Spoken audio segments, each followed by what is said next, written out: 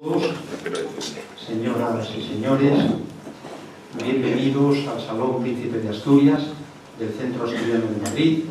Es una satisfacción que en este tiempo tan caluroso pues haya tantas personas aquí en este acto. Verdaderamente estamos encantados. Muchas gracias por acompañarnos. Me consta que muchos de ustedes nos van siguiendo con cierta frecuencia, acuden a distintos actos, incluso los protagonizan en algunas ocasiones, y otros es la primera vez. Pues bienvenidos. Este, como he sabido, es un rinconín de Asturias en Madrid, la casa de todos los asturianos y de todos los amigos de Asturias, por tanto, de todos ustedes. Muchas gracias.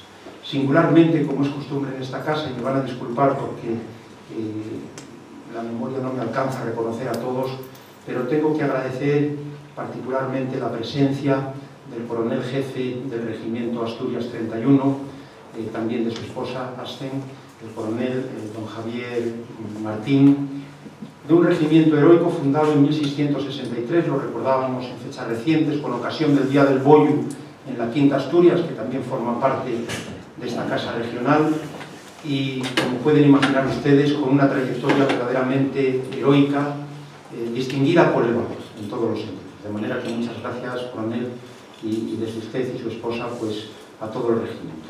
Muchas gracias. Y lo mismo también a otras personas que nos acompañan, como el doctor Manuel Urelle, con quien tanto compartimos en actos y además tenemos alguno pendiente para el otoño, creo recordar, ¿verdad, doctor? Así es. Bueno, pues muchas gracias también a los directivos y amigos y miembros del Consejo Superior aquí presentes. Y por supuesto a los compañeros de la tribuna, a los que presentaré sumariamente, porque realmente mi papel es abrir, saludar como presidente del Centro Asturiano, pero es don Manuel el que tiene un papel fundamental a la hora de cumplimentar con mayor detalle, dado su conocimiento y su organización del acto, pues a los otros componentes de la mesa. Pero, como he sabido, hoy nos congrega una conferencia que va a impartir don Álvaro de Marichalar, titulada Rumbo al Horizonte Azul, navegación extrema en solitario. Y es inevitable que recuerde nuestro compromiso, el del Centro Asturiano de Madrid, y el de nuestra tierra, por supuesto, con el mar. De hecho, somos patronos institucionales de la Fundación Philippe Cousteau, Unión de los Océanos, y en fechas recientes, no sé si llega a 2 meses, pues firmábamos un manifiesto, una declaración de adhesión al crecimiento sostenible azul y verde. No puede ser de otro modo en un mundo que está verdaderamente amenazado, a veces, por la irresponsabilidad del ser humano. De manera que estamos encantados con esta conferencia, Álvaro, y ya sabes que tienes la casa a tu disposición, para cuantos actos queráis organizar. Bueno, don Manuel María Rodríguez de Maribona, a mi derecha, director de la Academia Asturiana de Heráldica y Genealogía, tiene un currículum verdaderamente ejemplar. Por tanto, voy a sintetizar, me vas a disculpar, simplemente algunos datos, como que es licenciado en Geografía e Historia, graduado en Historia del Arte, alférez de fragata del Cuerpo General de la Armada Española, concursos de doctorado en la Universidad Complutense de Madrid, nuestra querida alma mater, diplomado en Genealogía, Heráldica y Derecho Nobiliario, becario, colaborador y profesor durante distintos cursos, sobre todo en un departamento de Historia Moderna de la misma universidad, y está en posesión de condecoraciones, premios y nombramientos como comendador de la Orden de Alfonso X el Sabio, por nombramiento de Su Majestad el Rey de España, comendador de la Orden del Mérito Civil, también por nombramiento de Su Majestad el Rey, Gran Cruz de Justicia de la Orden Constantiniana de San Jorge, Premio San Fernando, Orden del Mérito Consular de Puerto Rico y patrono de la Fundación Foro Jovellanos del Principado de Asturias, con la que tanto compartimos, y igualmente hace pocas semanas organizamos un acto extraordinario aquí sobre el corredor atlántico. Muchas gracias, don Manuel, porque además hay que decir que desde hace muchos años, incluso era presidente nuestro añorado don Cosme Sordo, ya organizábamos muchos actos, extraordinarios actos, y es muy positivo que lo mismo que ocurre con el regimiento Asturias 31 mantengamos estas relaciones fraternas interinstitucionales, de manera que estamos encantados. Y unos datos también de la biografía de don Álvaro de Marichalar, navarro, que ha sido piloto de aviación y prestó servicio en el Ejército del Aire durante años, aunque un accidente pues le obligó a apartarse. Estudió Economía en Florida, empresario del sector inmobiliario, y bueno, lleva muchísimas, cerca de 40 expediciones marítimas, siendo las 3 más importantes en Hong Kong, Tokio, en 2006, en Formentera, Odessa, en 2004, y en Roma, Nueva York, en el año 2002. Encabezó, además, como dato significativo, en las elecciones generales españolas de 2008, la lista del Congreso por Soria de Unión, Progreso y Democracia. Muchas gracias, y también muchas gracias a don Alfredo Leonard, con el que tanto compartimos también en otros actos, consejero de Relaciones Internacionales del Cuerpo de la Nobleza. Bueno, pues hasta aquí esta breve presentación y saludo muy cordial a todos, de nuevo a aquellos que se han ido incorporando. Muchas gracias y vamos a disfrutar de los demás intervinientes. Gracias a todos.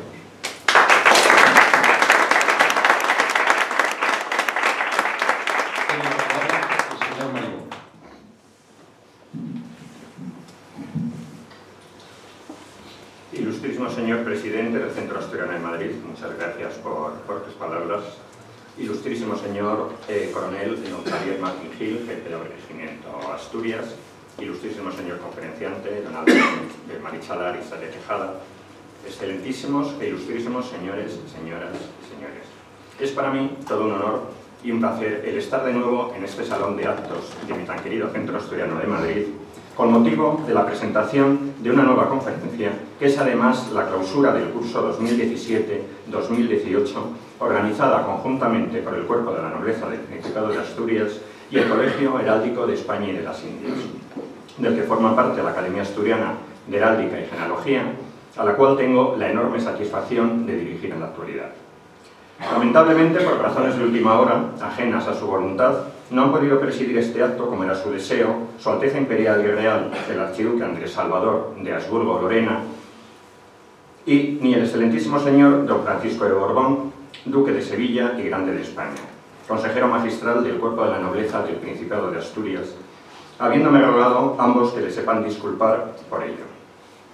He de decir, para comenzar, que he aceptado gustoso el hacer hoy esta presentación de nuestro magnífico conferenciante, tanto por la admiración que le profeso a mi amigo don Álvaro de Marichalar y Sade Tejada, así como por la manera tan amena e interesante de plantear sus conferencias, que desarrolla siempre de forma ágil e inteligente, apoyada en un desarrollo visual que la hace más atractiva y evidenciando, mejor aún, lo que en ellas nos aporta y nos descubre como fruto de su valiente y arriesgada experiencia en la mar, y completada con los altos valores que defiende en pro de la defensa de la historia de España y de la unidad de los españoles ahora tan amenazada. Conozco a Álvaro desde hace ya unos cuantos años. Los dos somos además miembros de número de la Real Academia de la Mar y he tenido la oportunidad de escuchar sus conferencias. Recuerdo con placer, concretamente, una ocasión, navegando por el Mediterráneo a bordo de un crucero, en un viaje organizado por la Universidad Camilo José Cela, con una selección de sus alumnos más aventajados, y que partiendo de Barcelona recorrimos la costa francesa e italiana con actos en diversas ciudades, como fueron Mónaco, Génova, Roma, Nápoles y Túnez, en un marco de actos y conferencias que recreaban a un gran personaje, Cristóbal Colón, y a una de las gestas más importantes de nuestra historia, el descubrimiento de América. Como dice mi buen amigo Sergio Rodríguez Lorenzo, director del Instituto Cervantes en Roma, en sus palabras preliminares del libro de mi otro buen amigo Alfonso Ceballos Escalera, La sombra de Argo, los españoles hemos sido muchas cosas, también medidores del mundo, escrutadores de la inmensidad, que en el 700 no todo era hum o Voltaire, en la enciclopedia o Red Case, sino que hubo una razón hispánica con un orbe que conocer y conservar, y merecemos un lugar en la historia.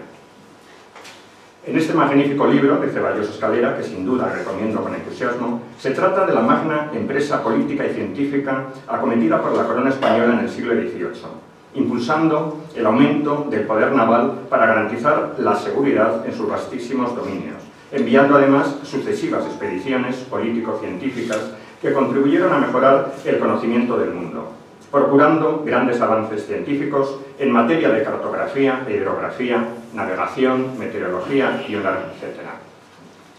España debe un continuo homenaje a sus personajes en lo que tendría que ser la auténtica memoria histórica, que contribuya a la divulgación de las páginas más heroicas de las exploraciones españolas, auténticas gestas de su tiempo que marcaron nuestra trayectoria con los grandes descubrimientos y las exploraciones llevadas a cabo en condiciones de gran adversidad.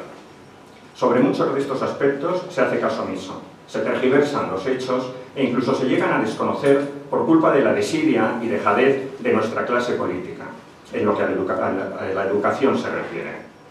Por este motivo, hasta el historiador norteamericano Richard Fletcher Loomis ha llegado a decir: la razón de que no hayamos hecho justicia a los exploradores españoles es sencillamente porque hemos sido mal informados. El recuerdo del pasado, como parte de nuestro rico patrimonio cultural, nos anima además a la búsqueda de enseñanzas que ayuden a proyectarnos al futuro, como parte de un pueblo de cuyos anhelos e inquietudes participa y del que bajo ningún concepto puede renegar. España abrió muchos caminos e itinerarios en América, como por ejemplo, y por citar alguno, el Camino Real de Tierra Adentro, que alcanzaba desde México, capital, hasta Santa Fe en la frontera del norte.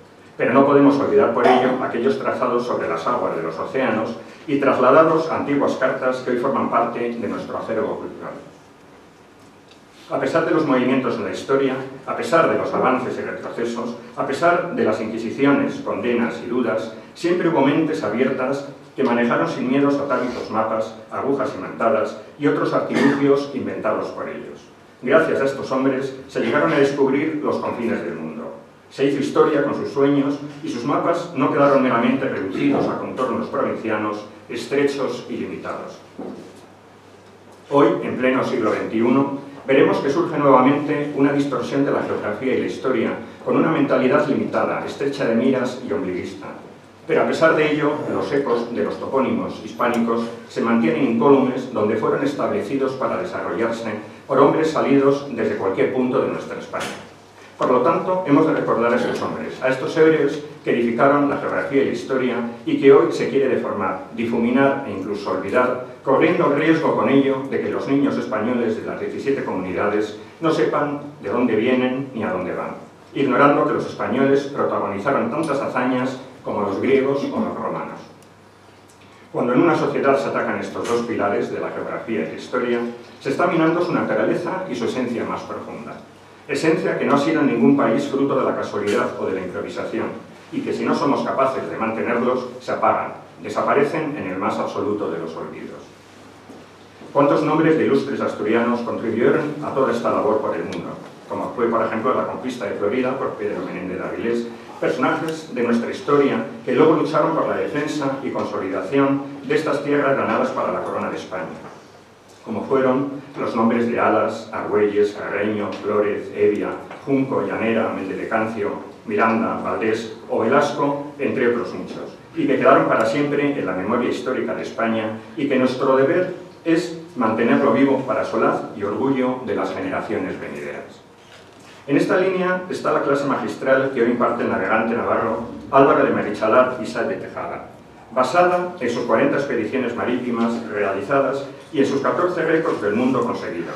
Además, con ella, nuestro conferenciante quiere promover el respeto a la naturaleza, la vida sana y el espíritu de superación personal.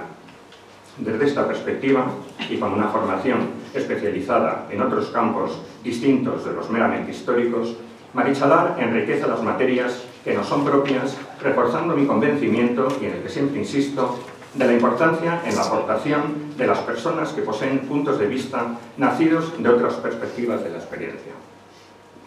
Sus objetivos son fundamentalmente el transmitir que es posible conseguir hacer realidad cualquier sueño y reto personal, así como los valores de lucha, resistencia, espíritu de sacrificio y fe, como hicieron nuestros antepasados. Pretende promover la vida sana y el deporte y enseñar cómo se consigue motivar y liderar ante retos y situaciones extremas. Álvaro Marichalar quiere con ello compartir una experiencia vital en la que, como él mismo nos contará, ha llegado al límite de las posibilidades físicas y mentales.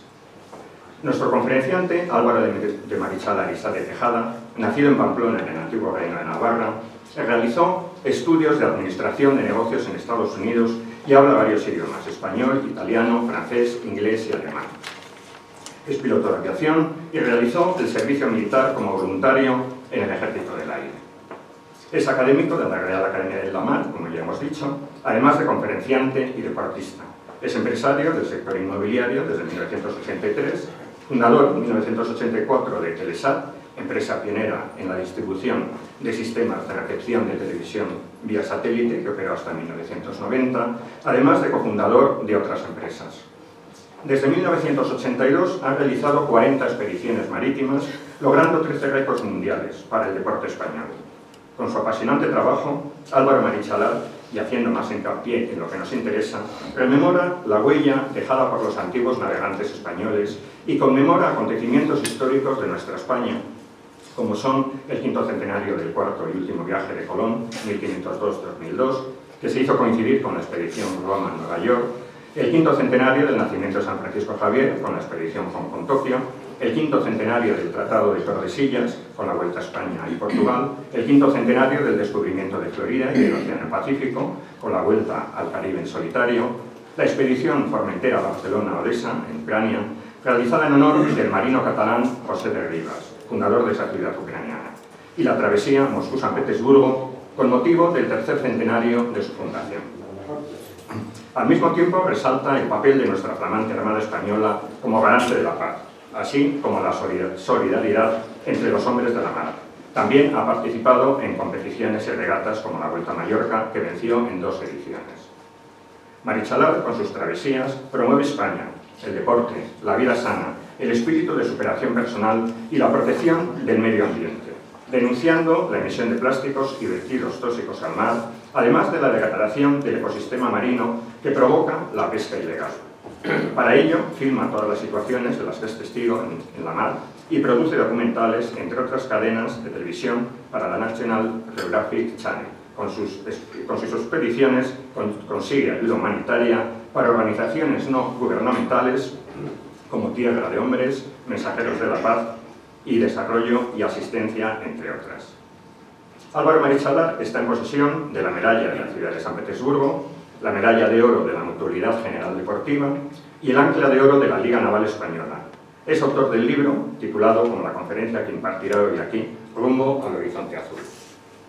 En conclusión, y sabiendo que contamos con personas de la talla de mi buen amigo don Álvaro de Marichalar y Sá de Tejada, que hoy nos hablará de sus interesantísimas experiencias en la mar, dentro de este tan elaborado tema, Rumbo al Horizonte Azul, en la que con sus hazañas rememora la estela de los grandes exploradores españoles, y estamos seguros que con su experiencia, profesionalidad y tesón continuaremos ganando pasos paulatinamente para ampliar el conocimiento de tantos aspectos de nuestra particular y apasionante historia. Muchas gracias.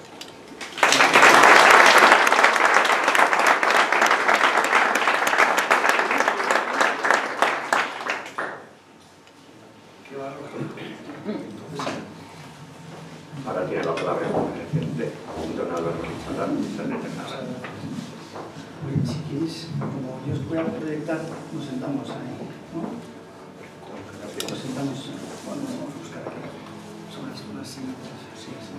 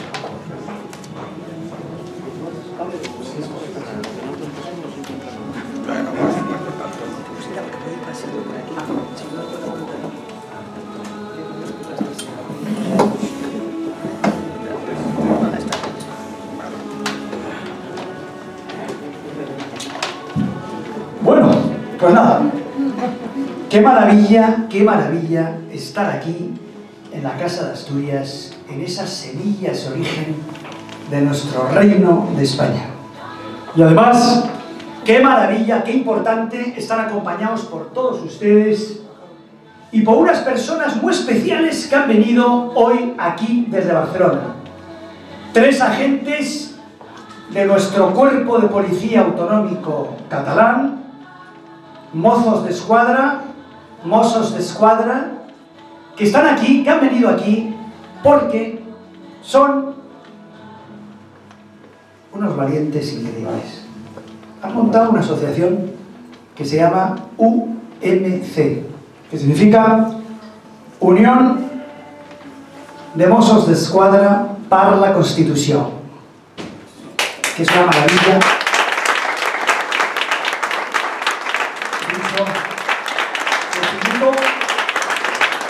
Por favor, vengan ustedes por aquí, me faltan 2 que han llegado ahora mismo.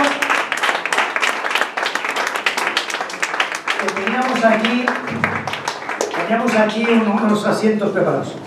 Vamos a ponernos un poquito más para la derecha para que puedan pasar. Vamos a ver, aquí caemos perfectamente. Vamos a poner un poquito a la derecha. Así. Por favor, siéntense por aquí. Bueno, estos 3 señores han montado, como digo, una asociación que significa Unión de Mozos d'Esquadra por la Constitución. ¿Qué significa eso? Pues que han montado una asociación para defender la Constitución en Cataluña. ¿Pero por qué han tenido que crear una asociación para defender la Constitución en Cataluña? Pues muy fácil, porque en Cataluña hoy, por desgracia, la Constitución está en precario. Y la propia Policía Regional Catalana está siendo utilizada por una banda de delincuentes para poner a la sociedad catalana contra sí misma y contra el resto de España. Y para eso están intentando utilizar a una fuerza pública, de orden público, nuestra, de todos los españoles, antigua, más española imposible, que se llama Mozos d'Esquadra. Estos señores, indignados desde el propio cuerpo, se han revolucionado y han creado esta asociación para no dejarse hacer.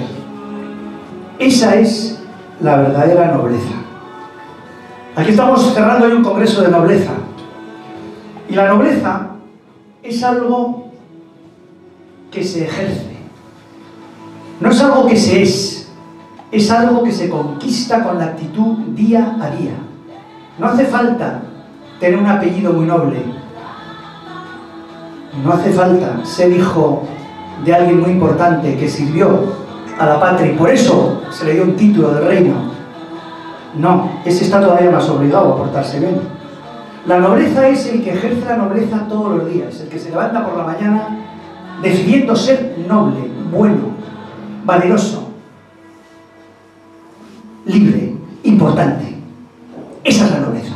Y estos señores son 3 nobles que están aquí, hoy, aquí en Asturias. Por eso estamos todos honrados con su presencia. Encima, uno de ellos ha venido con el uniforme, que es una maravilla, y después, si les parece bien a ustedes, le vamos a hacer entrega de un pequeño recuerdo de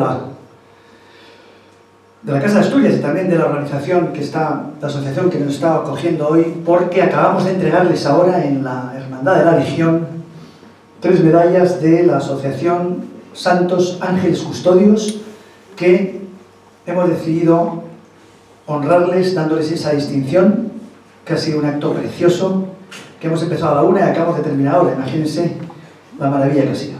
Aquí no hay nadie. Te puedes poner aquí y así, porque así no paso por ahí. Perfecto. Bueno, entonces, antes de ese acto, yo les voy a hablar un poquito de, como bien ha dicho nuestro amigo Manuel, del mar, de la mar. La mar es esto que vemos aquí. Esto es la mar. La mar es un sitio es un sitio muy bonito, pero es un sitio peligroso. Un sitio peligrosillo, donde ocurren muchas cosas y donde uno siente también muchas cosas.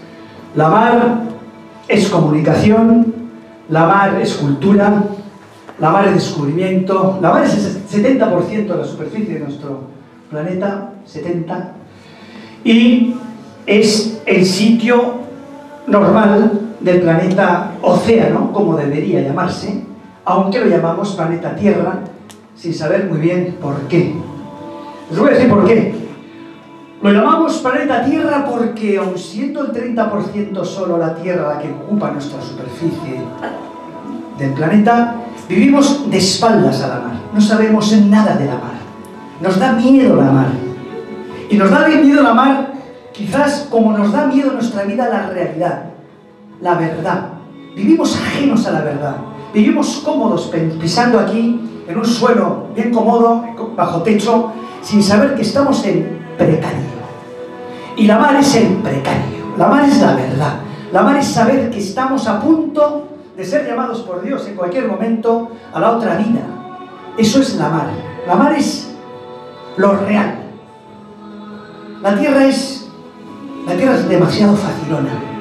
Por eso en tierra nadie se ayuda. Cuando uno tiene un problema en el coche, ya pueden pasar coches que no para nadie. Sin embargo, en la mar todo el mundo para. Y en la mar te saludas.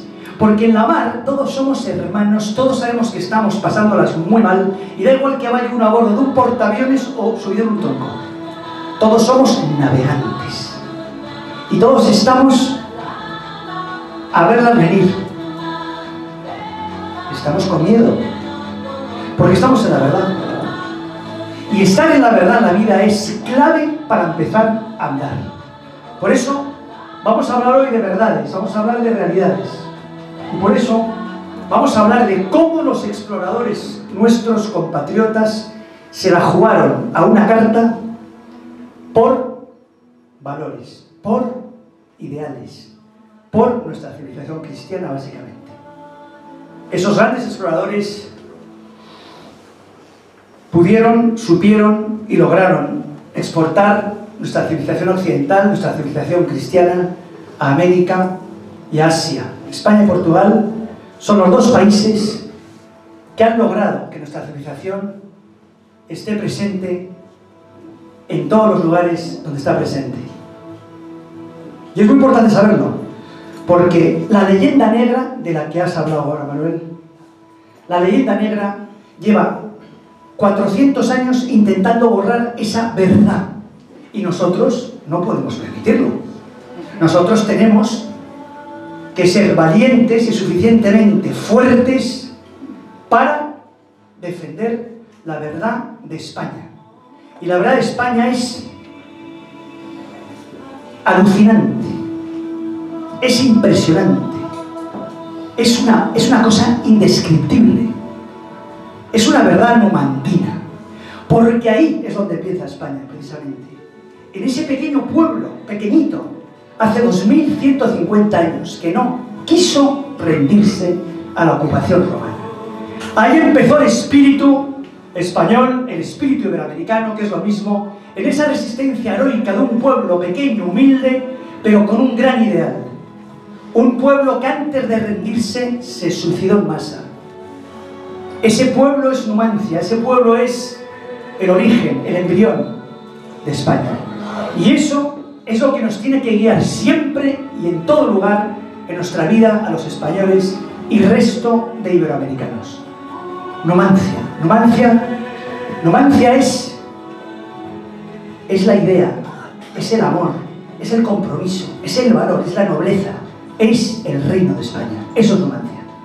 Por eso mi pequeña embarcación la llamo Numancia, porque Numancia lucha contra el horizonte azul ese terrible, tenebroso, difícil, complicado, pero lucha, lo intenta, y a veces gana y a veces pierde, pero gana siempre si lo intenta siempre. Y eso es lo que tenemos que hacer siempre en nuestra vida. Por eso, estos tres señores de aquí están en su Numancia, desde un cuerpo de policía que es de todos los españoles, están en el embrión de lo que significa recuperar instalar España en Cataluña y que España no se quede abandonada en Cataluña, porque cuando España no está presente en Cataluña, España es la que se abandona a sí misma, ya que España y Cataluña, el País Vasco, Galicia, Ceuta, El Hierro, Murcia, Baleares, Extremadura, Castilla, es lo mismo. Y somos lo mismo hace 5 siglos. Por eso, ese espíritu de Numancia es el que nos va a guiar hoy en esta charla, en la que voy a compartir con ustedes aventuras, travesías, bastante complicadillas algunas, en las que hemos ido intentando promover la verdad, la realidad de nuestra patria España. La primera travesía que voy a compartir con ustedes es la última que hice, la última que fue en conmemoración del 5º centenario del descubrimiento europeo de los actuales Estados Unidos y del océano más grande del planeta, el Océano Pacífico. Eso ocurrió el mismo año, 1513, y ocurrió a través de un castellano y un extremeño. Juan Ponce de León, siendo gobernador de Puerto Rico, al acabar su carrera política, decidió irse a buscar la fuente de la eterna juventud. ¡Qué maravilla! Ojalá nosotros tuviéramos esas claves en nuestra vida diaria y poder ir a buscar la fuente de la eterna juventud. Pero lo hizo y se la jugó y encontró Florida. Llegó al actual San Agustín. Calio, ayúdenme usted, por favor, venga, venga. Que así vemos aquí el mapa. Y lo que hizo es que zarpó desde Puerto Rico, poniendo rumbo a República Dominicana. De allí subió hasta Turks and Caicos, Bahamas, y llegó a Florida. Fue el primer europeo, el primero, que llegó a la Florida. Desde allí, donde hizo pactos a la romana con los nativos, por cierto, ya saben ustedes que un año antes, en 1512, España había establecido las leyes de Burgos que garantizaban que los indios eran súbditos de la corona española. Significaba que tenían los mismos derechos y obligaciones que uno de Bilbao o de Sevilla. Quiere decir, es el inicio de los derechos humanos, ni más ni menos. 1512. Hay que saberlo, porque si no sabemos eso, estamos perdidos. Y él ya llegó con esas leyes de Burgos vigentes, y por eso, en cuanto llegó a los aborígenes, empezaron las primeras misas de acción de gracias, intentó pacificar, intentó hacer acuerdos, no siempre lo consiguió, no vamos a decir que siempre lo consiguió, y efectivamente pues fue ya a La Habana donde murió. Ese fue Juan Ponce de León. Luego está Vasco Núñez de Balboa. En el mismo año, 1513, se cruzó todo el istmo de Panamá y avistó lo que bautizó el Mar del Sur, luego rebautizado Mar Pacífico, simplemente porque no había piratas, estaba en paz. El lago español, the Spanish Lake, fue llamado por los británicos durante 3 siglos, el Pacífico. Ya saben, el galeón de Manila o el galeón de Acapulco, esa ruta, esa primera globalización, donde Filipinas españolas se unía a Sevilla por América, haciendo escala en México para luego ir a La Habana y de allí continuar hacia España, hacia Europa, 2 veces al año, 300 años. Hay que saberlo muy bien también, porque es muy importante el saber que ese mar tan importante, el Pacífico, fue España. Entonces, pues nada, se nos ocurrió a mi pequeña embarcación y a mí poner rumbo a México, Belice, Guatemala, Honduras, Nicaragua, Costa Rica, Panamá, para continuar por Colombia, todo Venezuela y todas las pequeñas Antillas de vuelta a Puerto Rico. Pero si quieren, vamos a ver el vídeo y vamos a ver cómo navego yo, cómo es la embarcación, por qué navego de pie, qué hago por las noches y cómo es posible seguir rutas de hace 5 siglos en una embarcación del tamaño de un delfín, que es al final el tamaño de mi pequeña embarcación, que como digo, la bautizo siempre con el nombre mítico de Numancia. Vamos a ver si yo soy capaz, que esto es más difícil de cruzar la mar, y podemos darle aquí un poquito esto. A ver.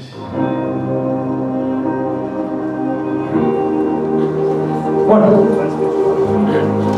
pues esa es una embarcación. Llevo bidón de combustible para poder repostar poco a poco en las costas. Llevo todo tipo de navegación, brújula, compás, GPS. Intento no utilizar el GPS y siempre con compás, con brújula. La navegación es siempre de pie y todo lo que veo yo es horizonte. Esa es la primera etapa, Puerto Rico, La Habana. Es importantísimo, precioso ver por la proa los delfines que van saltando y me van acompañando y dando un poco de fuerza. Y luego me encuentro pequeñas islas que voy explorando, voy intentando mirar un poco a ver lo que hay por ahí. Ha sido muy interesante ver a una persona por aquí.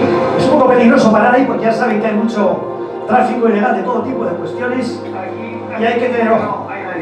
Otra vez en la mar, mi principal problema son los plásticos. Por desgracia está todo lleno de plásticos y esos plásticos, uno de los daños que hacen es matar todo tipo de criaturas que se los comen creyendo que son medusas. También me afectan porque se meten en el sistema de propulsión y me toca bucear para sacarlos a veces durante horas.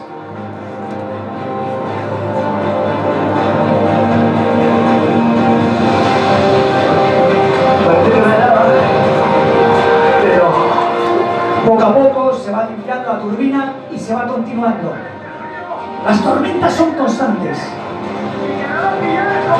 Y como en la vida, lo único que hay que hacer cuando hay una tormenta es lucharla, afrontarla y lucharla.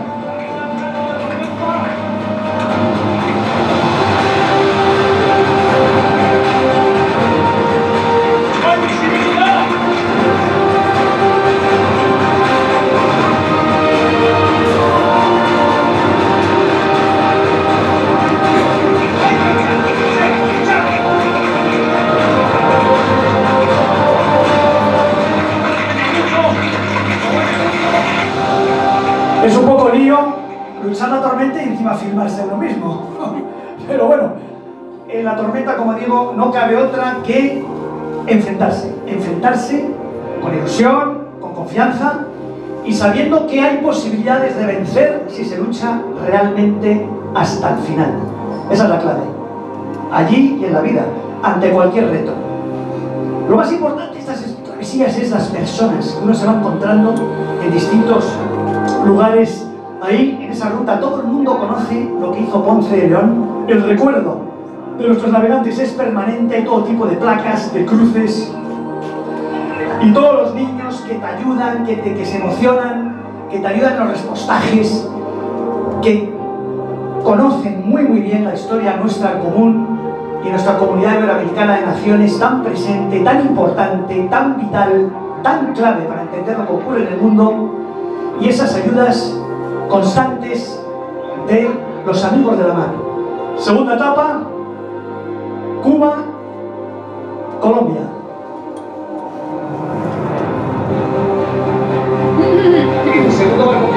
A veces me encuentro barcos que me invitan a un cafecito, unas sardinas.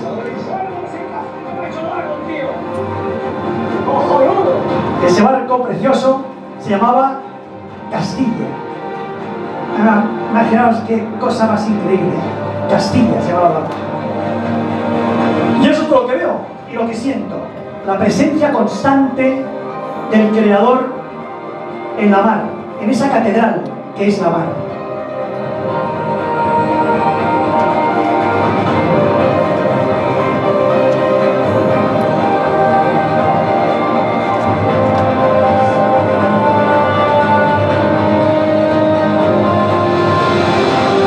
Y la tercera etapa, desde Colombia, Cartagena de Indias, de vuelta vía Venezuela, Trinidad y Tobago, las pequeñas Antillas, a Puerto Rico.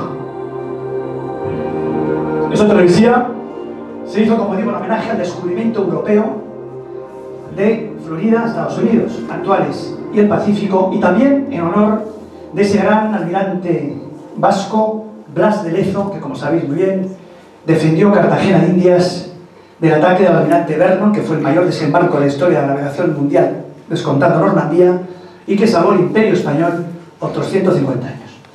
De Blas de Lezo podríamos dar otra conferencia en otro momento, pero ahora vamos a hacer otra cosa, y es lo siguiente. Como nos honra con su presencia una persona que acaba de llegar ahora, que es el embajador de Rusia que pido un aplauso enorme para él, porque ha querido estar aquí con nosotros.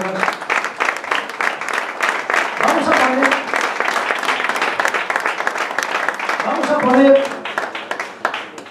Él quiere ser discreto y no quiere, pero vamos, está aquí el señor embajador de Rusia, y es un enorme honor, digo, porque, bueno, Rusia y España estamos muy unidos por muchas cuestiones en nuestra historia, y una de las travesías más emocionantes que yo hice en mi vida fue conmemorar el tercer centenario de la fundación de San Petersburgo en 1703, navegando desde Moscú a San Petersburgo. Van a ver ustedes esa Rusia entrañable que queremos tanto. Дамы и господа, хор Московского Сретенского монастыря исполняет гимн Российской Федерации.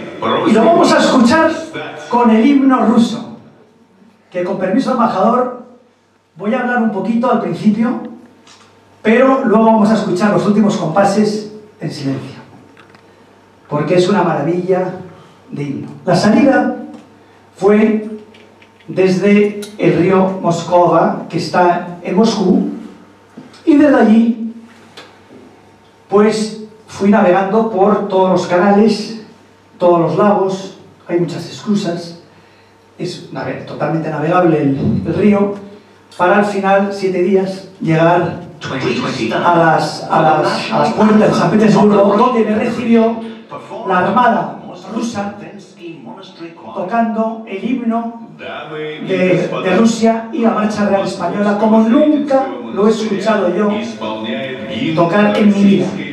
Fue muy emocionante, esa fue la salida, fue una cosa impresionante, porque fue la misma embarcación con la que un año antes había logrado cruzar el Atlántico desde Roma a Nueva York.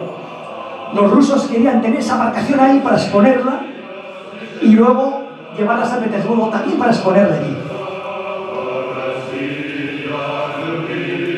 Es una maravilla, el Volga, toda esa Rusia, ese país que también ha exportado nuestra civilización cristiana rumbo a este. Qué importante lo que ha hecho Rusia con nuestra cultura occidental.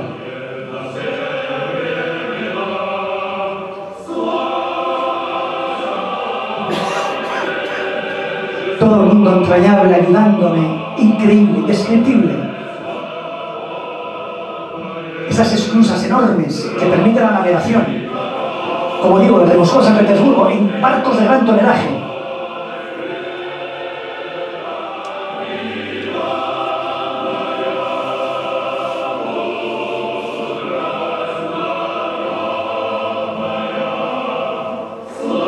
Tuve una avería, enseguida me ayudaron. Bueno, fue una cosa increíble, indescriptible.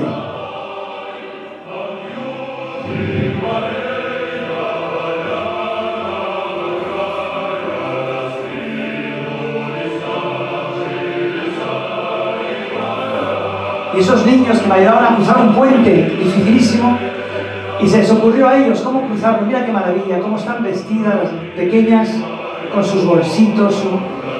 Es una maravilla, es una cosa increíble.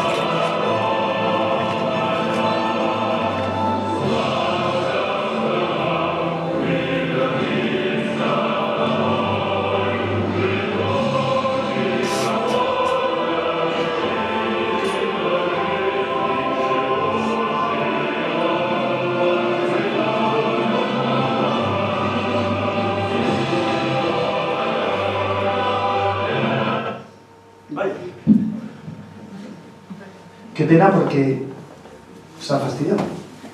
Pero no pasa nada. Sigue. Ya se regresó.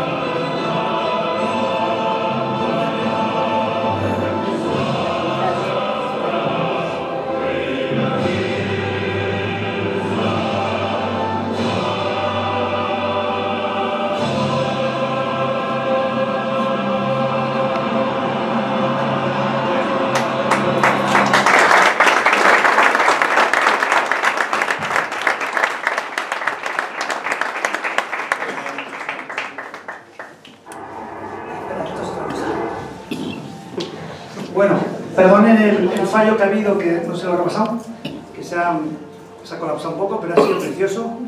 Y ahora voy a hablarles de una travesía muy importante, que fue en honor del primer europeo que llegó a Japón. El primer europeo que llegó a Japón fue también un compatriota nuestro, navarro, patrón de Navarra, San Francisco Javier. Pionero en la evangelización de Asia, es una de las figuras más estudiadas y conocidas de la Iglesia Católica. Con motivo de este quinto centenario del santo, el incansable aventurero Álvaro de Marichalar ha realizado en modo acuática una travesía a Japón, a los lugares que visitó San Francisco Javier. Por eso el premio Cambio 16 a la cultura es para el quinto centenario de San Francisco Javier. Seguro que les ha encantado estar aquí esta noche recibiendo este premio que tanto se merece. Pero tú sí estás solo. Tú sí eres ese navegante solitario. Los ecos de tus travesías retumban entre las olas de ese horizonte azul. Esas cosas que nadie ha filmado ni fotografiado quedarán para siempre en los sueños de todos los navegantes solitarios de la vida.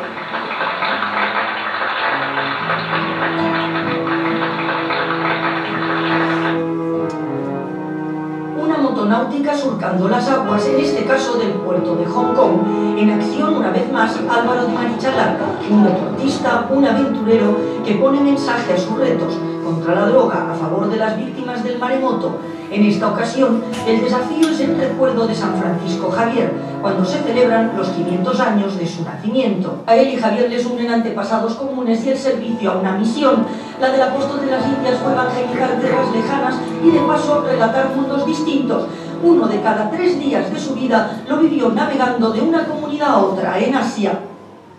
Empieza la expedición homenaje en la isla de Sanchan, donde muriera el que sería nombrado patrón de las misiones, sin lograr su anhelo de entrar en China. Tampoco la embarcación Numancia consigue permiso para surcar las aguas frente a la que fuera la primera tumba del santo. Pero luego y así será Macao, y entre 30 y 50 días de travesía de 14 horas diarias, el 40% de noche por el mar de China y el Pacífico.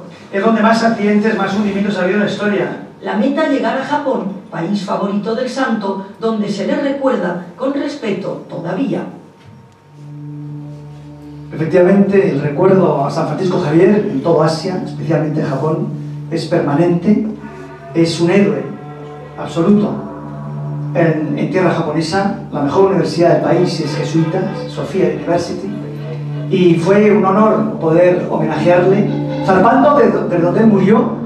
Su cuerpo quedó incorrupto ahí y lo llevaron luego a Goa, donde está actualmente incorrupto también en India, para seguir a Macao, de Macao a Hong Kong, y de Hong Kong ya zarpar rumbo Taiwán, que es esa travesía que veis ahora, es el canal de Formosa.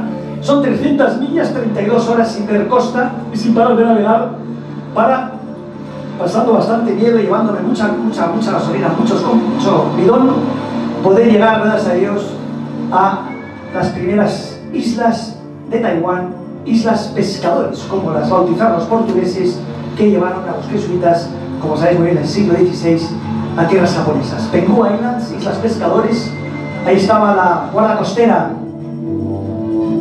taiwanesa, muy emocionados de poder ver que se había podido lograr llegar allí, para desde allí continuar rumbo a la isla principal, a tierra firme, digamos, de Taiwán.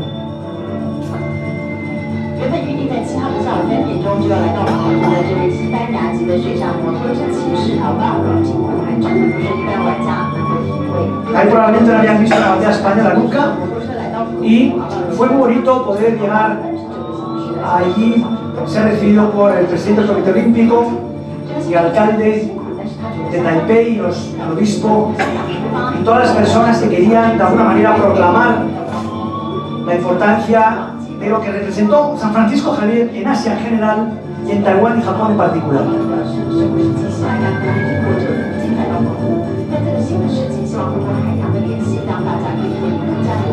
Si los separatistas supieran con el amor que se habla de nuestros compatriotas en todo el mundo, pues no serían separatistas. No cabe duda, como decía Miguel de la Cuadra Salcedo, mi padrino de expedición desde siempre, el nacionalismo se cura viajando. Y la herencia de España y Portugal en esas tierras es inmensa. Y para estar todos orgullosos de lo que todos y cada uno de nosotros, independientemente de la región de la que vengamos, somos en unión con España. Desde allí a Kinung, norte de la isla, para seguir a Suhao, y de Suhao ya rumbo a Okinawa, las primeras tierras japonesas.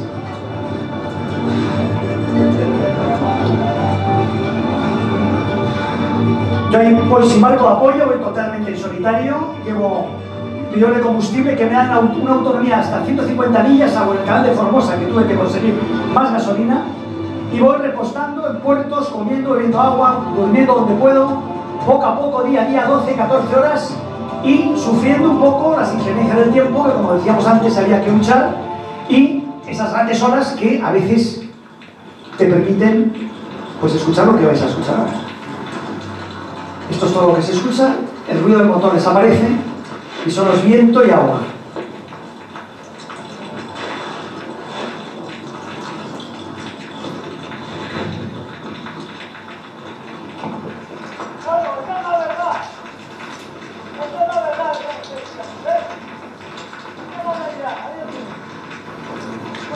Estamos aquí, la verdad es que uno tiene que animarse un poco a sí mismo. Está uno solo, está absolutamente precario y está esperando poder llegar a puerto. Si todo sale bien, para eso hay que tener calma, hay que levantarse cuando uno se cae, y gracias a Dios pude llegar a la primera isla de Ishigaki con la bandera del Japón y España juntas. Fijaos qué bonito fue esos pescadores que de una manera absolutamente improvisada hicieron una pancarta con las banderas de Japón y China juntas, lo cual es increíble porque son países muy enfrentados, pero esta expedición sirvió también para unir países que han estado enfrentados toda la vida. Los japoneses se preocupaban mucho, les preocupaba que fuera solo. Tuve que estar 7 días explicándoles que era posible a la guardia costera y ellos no podían dar crédito que no tuviera un equipo, que no me acompañara alguien, pero al final sigue con los permisos. Todos los papeleos es igual que una embarcación grande, tienes que hacer todos los certificados en cada puerto, pero me apoyaron y me ayudaron muchísimo en cada puerto y poquito a poco, de isla en isla, fui recalando, dando charlas en las universidades, en los colegios, en las estaciones de la Armada japonesa y también en la guardia costera, explicándoles lo que era San Francisco Javier, este quinto centenario, para continuar ya a Naha, atentando Okinawa y poco a poco rumbo a las islas principales del Japón.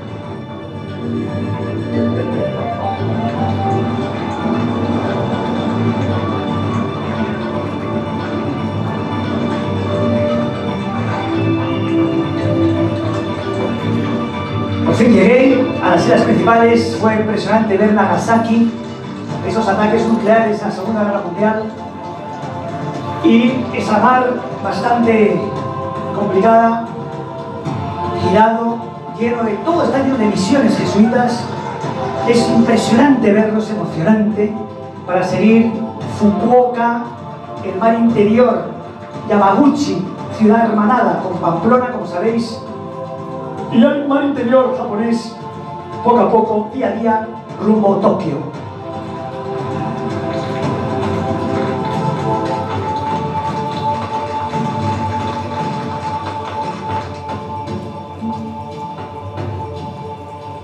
Francisco Xavier が誕生して500年を迎えます。これを記念してサビエルゆかりの地を水上バイクで辿っているスペイン人が昨夜から山口県を訪れています。サビエルのふるさとスペインナバラ州からやってきたアルバロ・デ・マリチャールさん。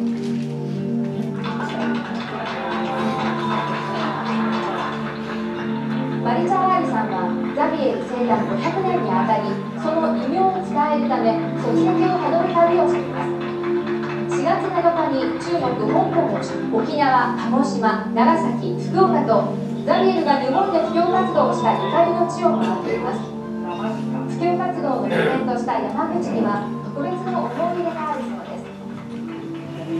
Como veis, hice esa pancarta con el nombre de Navarra, Reino de España, porque muchas personas en Japón creen que San Francisco Javier era portugués, ya que efectivamente navegó con los portugueses, pero bueno, efectivamente era español, era navarro, y muchas veces pues no se sabe, es una pena, pero bueno, intentamos que estas cosas se sepan, y para eso pues navegamos lo que podemos, absolutamente sin ningún tipo de ayuda del gobierno, jamás, nunca, y eso desde el año 82, Pero bueno, seguimos encantados.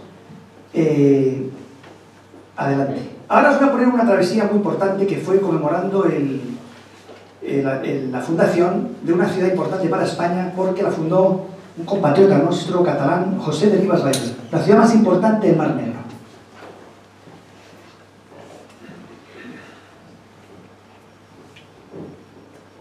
Vamos a ver si podemos ver esto aquí.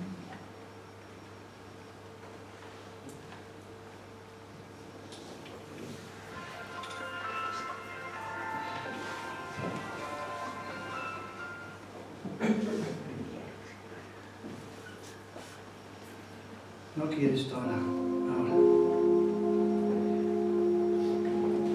Fue precioso salir desde Formentera a Barcelona, para desde Barcelona navegar por el Mediterráneo y el Mar Negro. Esa es la ruta. Barcelona, Cadaqués, Bandol, Mónaco, Génova, de Génova a Roma, remontar el Tíber, Nápoles, Estrecho de Messina, todo el sur de Italia hasta Santa María de Leuca, para cruzar a Grecia, Canal de Corinto, y de allí a Atenas para seguir a Estambul y continuar a Bulgaria, Rumanía y Odessa. Fue una preciosidad de viaje y lo que pretendíamos, como digo, era honrar a nuestro compatriota José de Ribas Valls.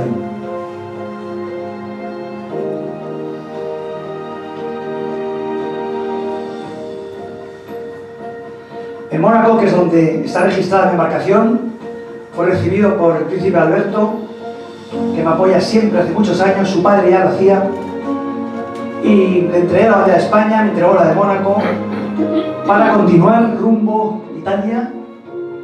Algunas noches Génova fue una parada más, y continuar a Roma, donde había zarpado 2 años antes rumbo a Nueva York. Fue emocionante volver a remontar ese río hasta el Castello de Sant'Angelo y recordar con la bandera de Barcelona, con la señera y la bandera de España, para continuar el rumbo sur, Nápoles, Grecia y llegar a Estambul.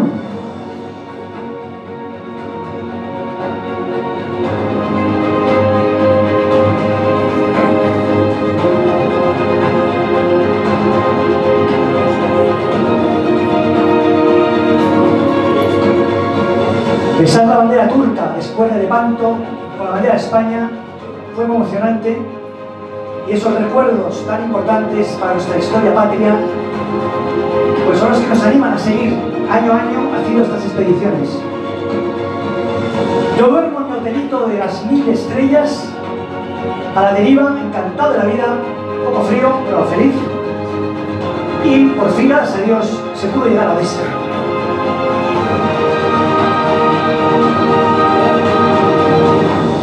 Y ahí está esa bandera de España, está la señera y está la bandera de Barcelona en el Museo Naval de Odessa. Que por cierto, esa bandera de Odessa que tengo en el brazo izquierdo también me la traje yo aquí, y también la entregué en el Museo de Barcelona. Y ahora ya la última que os voy a poner, si os parece bien, es la travesía más larga, no la más importante, pero sí la más larga que he hecho en mi vida, que fue cruzar el Océano Atlántico en esta embarcación tan pequeñaja, zarpando desde Roma y llegando a Nueva York. Vamos a verlo un poquito.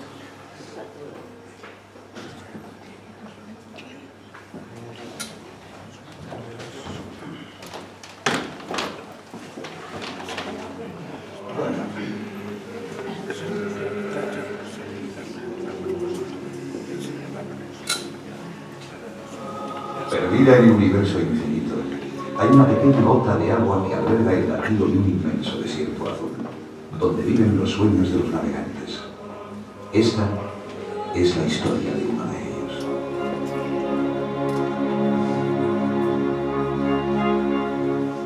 La de un navegante español fascinado por la llamada del horizonte azul. 20 años navegando a bordo de una diminuta embarcación del tamaño de un delfín. El navío mide 2,5 metros de eslora y 90 centímetros de manga. Sin protección alguna ni refugio posible, el marino navega siempre en pie y en solitario. El navegante bautiza su embarcación con un nombre mítico, Numancia, esa pequeña ciudad celtíbera que resistió heroicamente a Roma hace 20 siglos. Apadrinado por el gran aventurero Miguel de la Cuadra Salcedo, en el año 1992 comenzó a batir marcas de navegación. Álvaro de Marichalar ha recorrido el trayecto Sevilla-Génova en una moto de agua batiendo un récord. Y si además ayudó a la lucha contra la droga, miel sobre hojuelas. Acabamos de ver que también has conquistado ese título mundial de la distancia en moto de agua por una cosa justa. En el 94, quinto aniversario del Tratado de Tordesillas, dio toda la vuelta a España y Portugal. Años de aprendizaje de la mano, promoviendo siempre el deporte y la vida sana. En 1998 realizó una travesía que marcaría su vida. Zarpó desde la isla de La Palma y tras recorrer todo el archipiélago canario, la costa atlántica marroquí, todo Portugal y el mar Cantábrico, llegó a Bilbao. El sexto récord lo consiguió navegando otra vez entre España e Italia. Álvaro de Marichalar, uno spagnolo di 32 anni che ha compiuto questa traversata in solitaria, stabilendo così il nuovo record del mondo di traversata solitaria in acquascooter, un'impresa compiuta per scopi umanitari a favore della Croce Rossa, dell'Unicef e della Fondazione. En 2000, dos océanos quedaron unidos el mismo día que Panamá recuperaba la soberanía de su canal. Le pilote espagnol Álvaro de Marichalar faisait commencer lundi dernier, parti de Paris. Il veut être le premier sportif à rallier l'Angleterre d'une traite, et vous le voyez, en jet ski. Apoyando a Galicia tras el desastre del Prestige, en 2003 navegó desde París a Inglaterra. Fue la primera vez que se conseguía cruzar el Canal de la Mancha en una embarcación así. Bringing you some coverage of a new world record. A Spaniard has attained this world record. The event is the longest.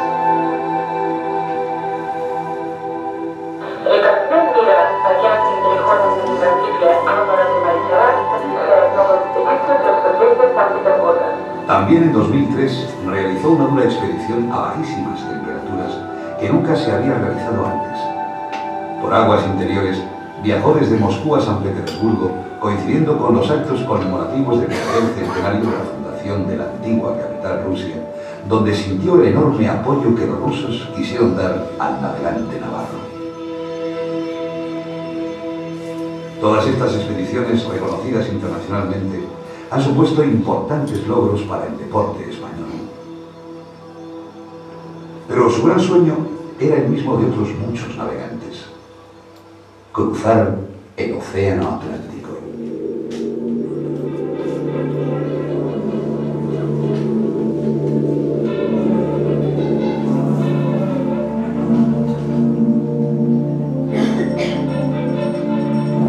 Largas horas de navegación, cae la noche otra vez. Mi desgaste físico es enorme y el frío representa mi mayor enemigo.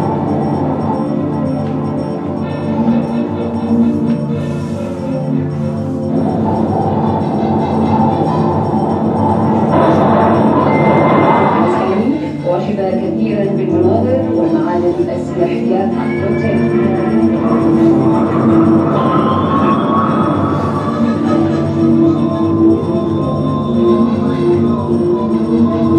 En la siguiente singladura tendré que hacer frente al peor meteoro que hay en la mar, la niebla. Qué importante es para mí sentir esa fuerza en los puertos, el espíritu de Numancia, toda esa ilusión que nos ayuda a no rendirnos nunca. Se va a convertir en el primer hombre en atravesar el océano Atlántico en una moto acuática. Su principal enemigo, de momento, el fuerte temporal en aguas mexicanas.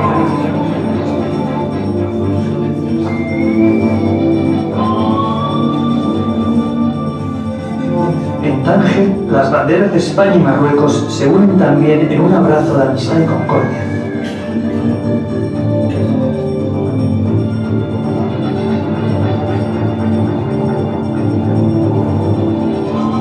Los fuertes temporales son constantes. Se desatan en poco tiempo y me cogen frecuentemente por sorpresa a mar abierto. 14 horas diarias frente al mar y el viento. Navegaciones nocturnas de soledad infinita.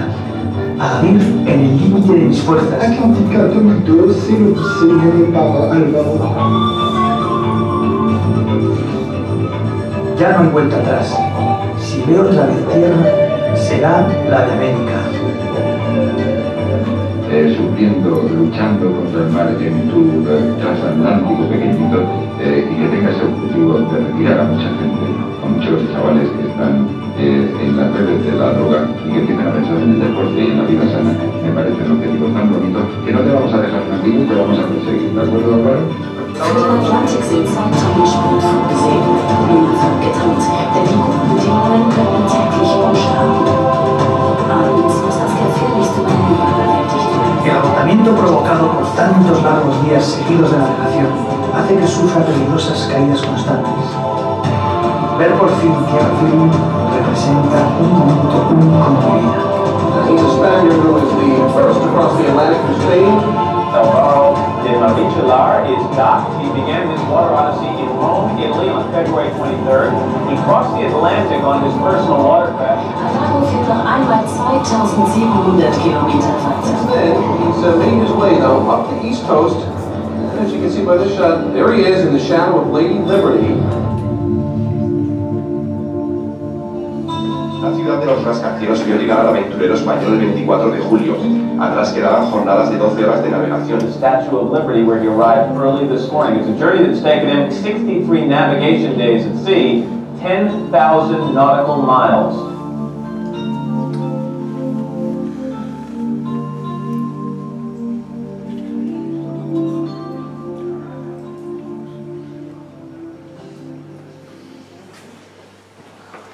Bueno, pues esa es la...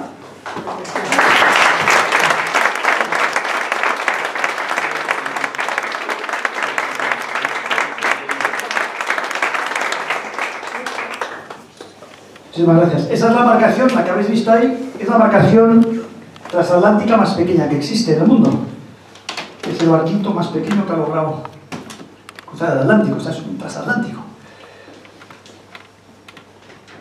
Se ha hecho un poco tarde, yo creo que ya tenemos suficiente, pero sí que me gustaría responder algunas preguntas de las que quieran ustedes hacer de estas expediciones o de lo que consideren. Antes se me ha olvidado, se me ha quedado en el tintero, hablar de este gran explorador también español, tan importante, que es Tristán de Luna y Arellano, que fue el fundador de la primera ciudad de los Estados Unidos, Santa María de Ochuse, luego bautizada Pensacola, al lado de Alabama, la Florida norte-noroeste. De una persona que acabamos de hermanar ahora con las localidades sorianas de Ciria y Borovia, ya que él era señor de Ciria y Borovia, y acabamos de hacer un hermanamiento ahora, hace un mes, en Florida, después de muchos años de intentarlo y de dejarlo y de seguir y volver, en fin. Es muy importante conocer eso y proclamarlo. Otro día dimos una charla a los marines, allí en Pensacola, 1.300 marines, hablándoles de estas cuestiones y llevando, pues, insisto, el nombre de España, el verdadero nombre de España, lo más lejos posible. No nos puede robar la nación 4 indocumentados, porque son 4 macarrillas mal... Cuando digo macarrillas, es macarrilla sobre todo espiritual, gente mala, malvada, por 4 denarios de traición, quieren robar toda una nación a la nación más antigua como nación-estado moderno de Europa, que es el Reino de España. Tenemos que estar muy vigilantes, tenemos que estar muy valerosos y muy fuertes para, con nuestros aliados, la gente buena, los países buenos, tener siempre a España presente y defenderla. Defenderla porque España, en fin, siendo un país enorme y un país maravilloso, pues también hay mucho trastorzuelo y lo sabemos muy bien nuestra historia, y por eso las personas que sentimos España y que queremos honrar a España, tenemos que librarnos de la influencia de esa gente malvada que quiere fastidiar nuestra patria. Insisto, el ejemplo de estos 3 señorazos, grandes señores, que son Unión de Mozos de Escuadra por la Constitución, nos llena de alegría, de orgullo y de ánimo. Ellos dicen que le estamos animando a ellos este viaje a Madrid, pero ya les digo a ustedes que también ustedes nos animan a nosotros, porque el que haya personas con sus valores, su compromiso, su pasión y sus principios en esas circunstancias nos llena de ánimo y de fuerza. Sin más, vamos a hacer alguna pregunta que quieran y luego vamos a proceder a la entrega de estas medallas, de estos reconocimientos. Si tiene a bien el presidente de la Casa Asturias, perdona. Pero primero, alguna pregunta que quieran ustedes, ya que estamos por aquí. Cualquier duda, cualquier consideración, por favor. Sí, claro. Bueno, Álvaro, lo primero, nuestra admiración y nuestro agradecimiento. Estoy un poquito emocionado porque realmente un español como tú tenía que nacer cada 24 horas. Como eso no es posible, tú tienes que suplir a todos los que faltan. Y la lástima es que no haya más apoyo dentro... Perdón, que sea más breve. No, es que quiero saludar al embajador antes que se vaya. Un momentito. Perdón. Un momentito. Señor embajador. Perdón, un segundo. Qué honor tenerle a usted. Yo quería agradecer a este gran español, este gran aventurero, este hombre además que sabe representar a España en el mundo. Uno de los héroes modernos que todos admiramos, ¿verdad? Pero qué valiente es usted, sí. De veras, yo expreso mi impresión.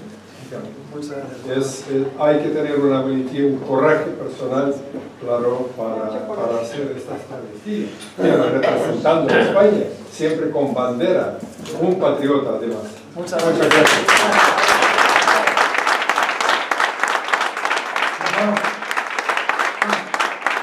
Para mí es un honor enorme el que el embajador del país más grande del mundo, que es Rusia, hay que saberlo también, el país más grande del mundo, no solo en extensión, en otras muchas cuestiones, esté aquí en este acto sencillo, en la Casa de Asturias, honrando el origen de España, que es Asturias, y con un navegante que lleva una embarcación que se llama Numancia. Mira que tendrá cosas que hacer el señor embajador y ha buscado un hueco para venir a este acto público, lo cual, bueno, pues para mí es un honor enorme. De hecho, Rusia es uno de los países que más me han apoyado a mí, siempre, desde hace muchísimos años. Y desde el gobierno, desde la administración, desde la sociedad civil, de las federaciones, siempre me ha apoyado Rusia, el pueblo ruso, a todos los niveles, y este apoyo que estamos recibiendo ahora del señor embajador es una muestra más. Mil gracias, embajador. Seguiremos uniendo España y Rusia en todo el mundo, y ya le advierto, y además se lo voy a presentar aquí con el embajador, o sea, mira que ya que estamos, que el año que viene, si Dios quiere, voy a llegar a Rusia navegando desde Sevilla, siguiendo la estela de Fernando de Magallanes y de Juan Sebastián Elcano, que como sabe usted, zarparon el 10 de agosto de 1519 desde Sevilla, y si Dios quiere, yo zarparé el 10 de agosto desde Sevilla, del río Guadalquivir, siguiendo la estela. Va a ser un poco más larga porque voy a subir hasta Alaska, iré a Kamchatka, y ahí entraré. Y ahí le reto a que esté usted en Kamchatka. En Sevilla primero. Primero en Sevilla. Para despedirlo, pero como ya doy por hecho que voy a Kamchatka, pues espero que el señor embajador pueda estar en Kamchatka, ojalá, y si Dios quiere, pues será una travesía de 1 año y medio, en una embarcación igual que esta, donde vamos a hacer además un documental muy bonito, en directo, donde vamos a transmitir valores, y vamos a enseñar en directo, sin preparación, por sorpresa, todo lo que ocurre en la mar, vertidos tóxicos, pesca ilegal, cómo la gente sobrevive, va a ser muy bonito.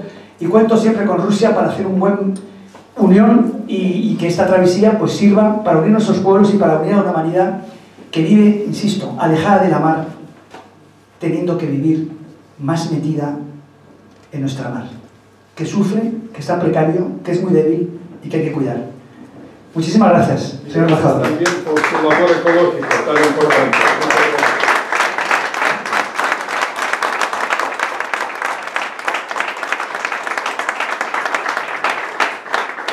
Gracias, mejor. Disculpe.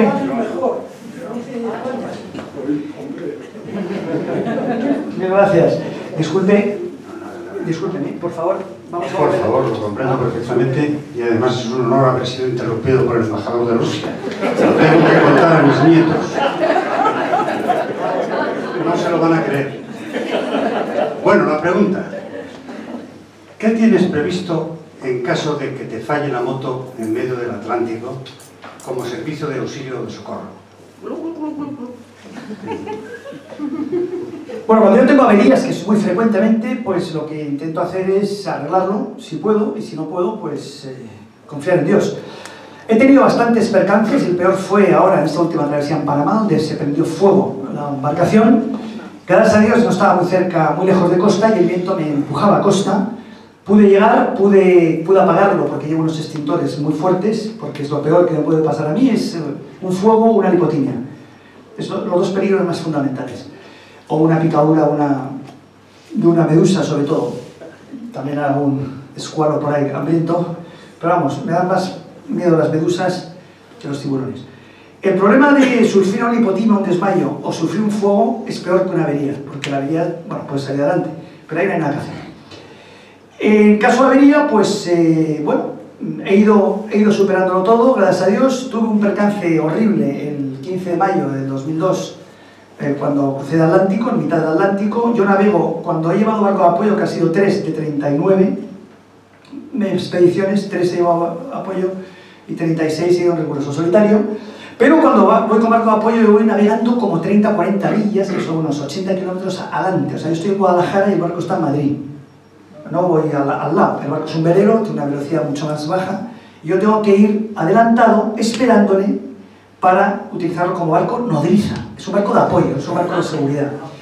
Si me pasa algo y me supera el barco, la liado porque no puede volver, ya que los alisios se empujan para América y no puede volver, no tiene potencia ni el motor, ni imposible volver. Entonces tengo que tener mucho cuidado de ir siempre adelantado, pues si hay algún problema, poder intentar que me oigan vía radio, que es la única comunicación que tengo con ese barco nodriza. En cualquier caso, cualquier percance que pueda tener es igual que cualquiera de nosotros en la vida, pues hay que confiarse en Dios e intentar, por supuesto, tener la embarcación lo mejor posible, lo más sólida posible, lo más fiable posible.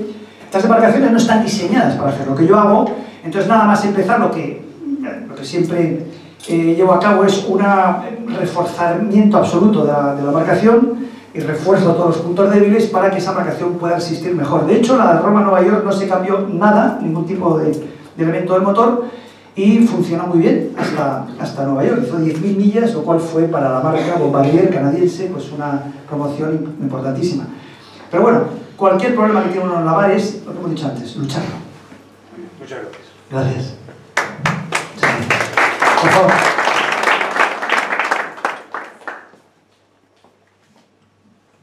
Tengo una pequeña curiosidad porque has dicho que duermes en la embarcación. Ha salido ahí un momentito en un pasaje se te ha visto dormir.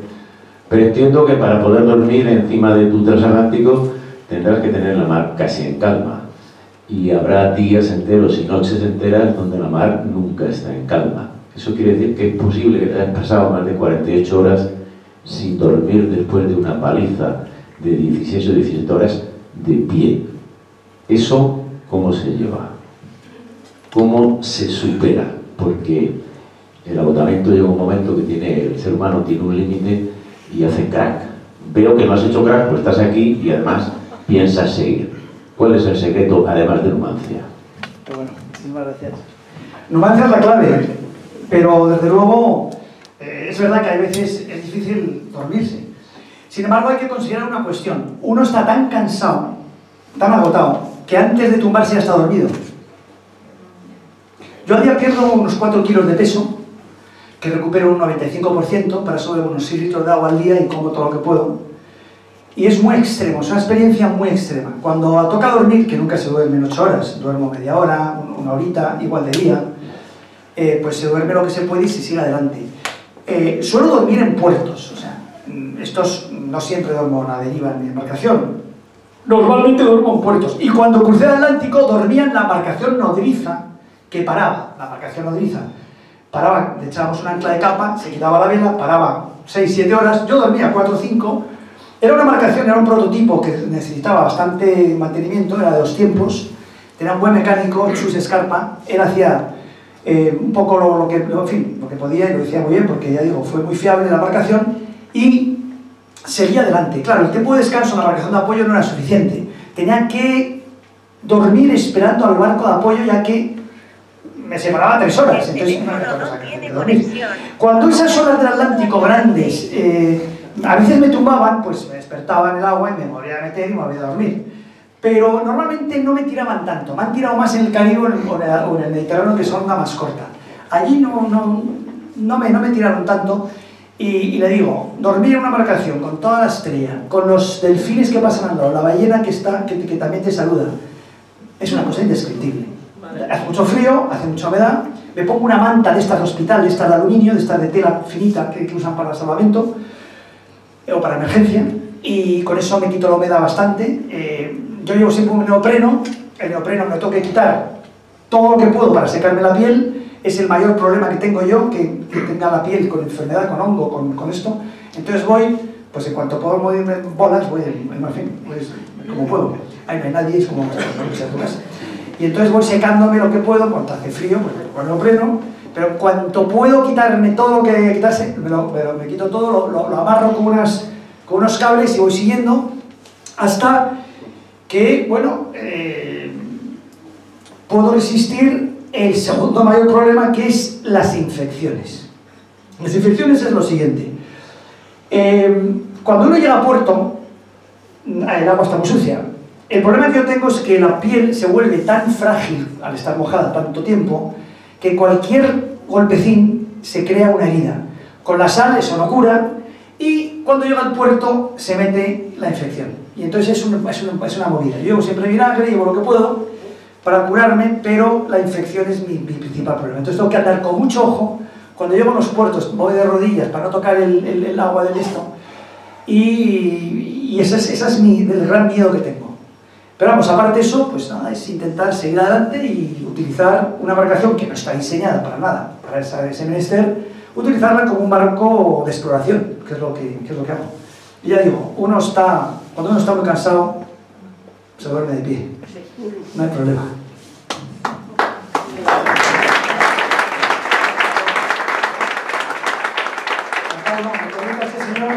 Que se atado no, porque si se voltea la embarcación, pues sería muy peligroso no desatarte.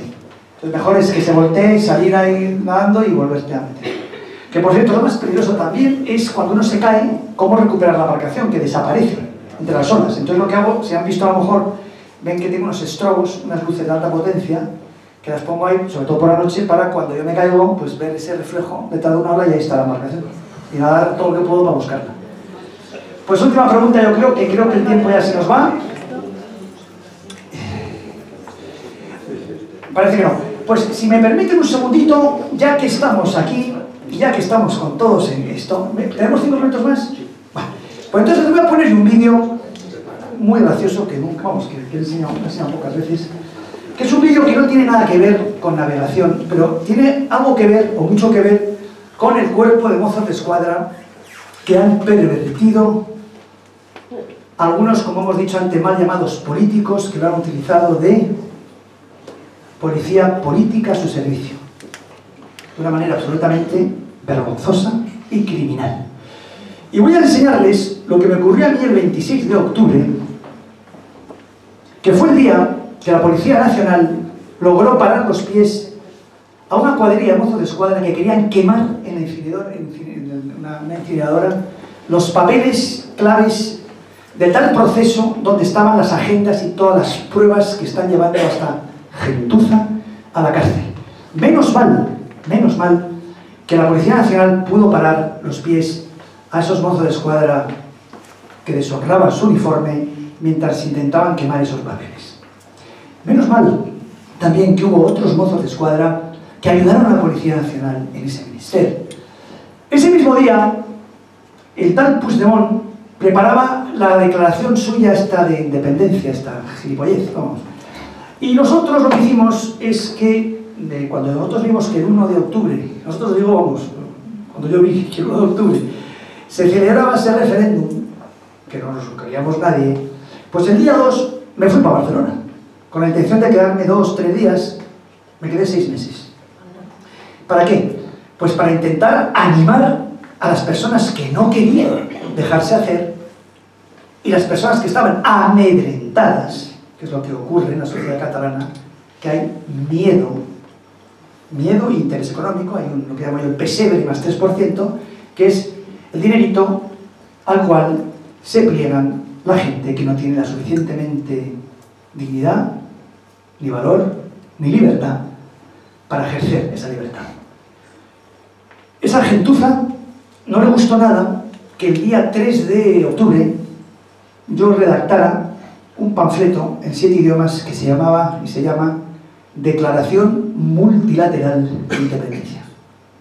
Ya que os iban a hacer la Declaración Unilateral de Independencia, yo redacté la Declaración Multilateral de Independencia, en la que nosotros, la mayoría, queríamos independizarnos de los independentistas. Entonces eso lo entregué a todos y cada uno de los corresponsales extranjeros que cubrían esas jornadas terribles y que no tenían a nadie del gobierno de la nación informándoles de la verdad, algo indescriptible y algo que ese gobierno de ese momento tendrá que decir, tendrá que justificar y tendrá que pagar algún día. No solo fue eso y acabo. El día anterior, el 25, hubo un programa de la BBC llamado Hard Talk, que es un programa muy duro de la cadena británica, en el que participé y les llamé a esta gentuza lo que son, una mafia organizada desde hace 38 años. ¿Qué es lo que es? Hay que abrir los ojos. Es una mafia organizada. En Italia tenemos la Camorra, la 'Ndrangheta, Cosa Nostra y Santa Croce Unità, que son 4 mafias que vinieron de la política, de la presencia española en Nápoles precisamente, y que ahí surgieron y continúan ya no apoyadas por la política. Esa mafia sí, no es la única. En todas las comunidades autónomas de España hay la misma mafia. Cuidado, ese 3% más 3% no es único de Cataluña. Básicamente donde más ocurre es en Andalucía, donde hay un régimen corrupto establecido, hay que decirlo porque es así, desde hace 38 años también. En fin, todo empezó con el tema de las autonomías. Al día siguiente, del 25 al 26, el día previo a la declaración de esa independencia, yo me fui a hacer un programa con La Vanguardia, un reportaje con La Vanguardia, que querían ver mi idea de poner la señera, esta bandera, que es una de las banderas más antiguas del Reino de España. Ya sabéis que es la señal del señor, la señera, del señor conde de Barcelona. No hay nada más español que la señera. Es una de las banderas más españolas, de hecho está en el escudo de España, tenemos todos en el carnet de identidad. Mi idea era que todos los ayuntamientos de España colgaran la señera en toda España para proclamar el amor de toda España a nuestros compatriotas catalanes. Y esa idea le gustó a La Vanguardia, hicimos ese reportaje y cuando acabó el reportaje me fui al Palacio de la Generalidad, como hacíamos todos los días, con mi pancartita que reza Stop más 3% en toda España. Y otra pancarta que rezaba en catalán, las instituciones son de todos. Las instituciones son de todos. ¿Por qué? Porque ese mismo día en el ayuntamiento habían colgado una pancarta enorme hablando de presos políticos y cosas de ese tipo. Todavía no había, pero ya empezaba el tema. Los corresponsales, me acuerdo, franceses se quedaron alucinados, dijeron, pero ¿cómo se utilizan las instituciones para hacer propaganda partidista? Y por eso pusimos esa otra pancarta. Estaba yo tranquilamente ahí, como todos los días, con mis compatriotas separatistas. Chicos desinformados, pero chicos buenas personas en su mayoría, que están abducidos absolutamente por esa cultura, de esa educación absolutamente corrompida desde hace 38 años, por esa administración pública que ha hecho de la educación su mejor arma junto a los medios de comunicación. Esos pobres chicos de 15, 16, 18, 20, 25 años no sabían nada de Numancia, no sabían nada de la heroica resistencia de Gerona contra el francés, 81.000 balas de cañón y 7 meses de asedio defendiendo a España. No sabían nada, nada es nada. Y cuando ellos escucharon que en Gerona se defendió España 7 meses contra el ejército más poderoso del mundo, con un pueblo traicionado por sus dirigentes y un pueblo que se levantó en toda la patria contra el invasor y venció, se hicieron españoles totales. Dijeron, pero esto no nos ha contado nadie. ¿Cómo eso no nos lo cuenta nadie? Porque os están comiendo el coco.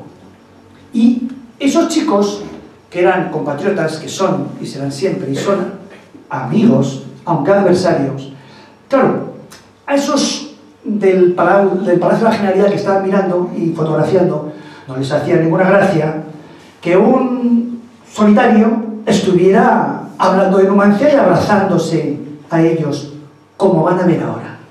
Y ahora les explico lo que ocurrió, porque el tema tiene bemoles. Vamos a ver.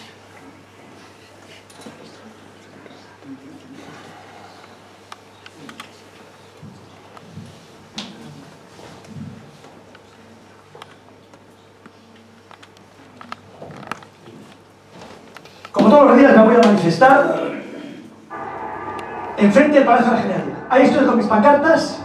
Estoy manifestándome aquí con mis amigos, mis compatriotas, pensamos distinto, pero hay una cosa que nos une claramente, que es saber que nuestras instituciones se han pervertido en toda España por esto, por la corrupción, por el 3%. No es nuevo. Hace 30 años que está todo corrompido. Yo lo llamo estructuras mafiosas de poder. Esos son los partidos, esas son las autonomías, y nosotros la gente tenemos que reaccionar y reclamar honradez y honor de nuestros servidores públicos. Esa imagen no les gustaba nada.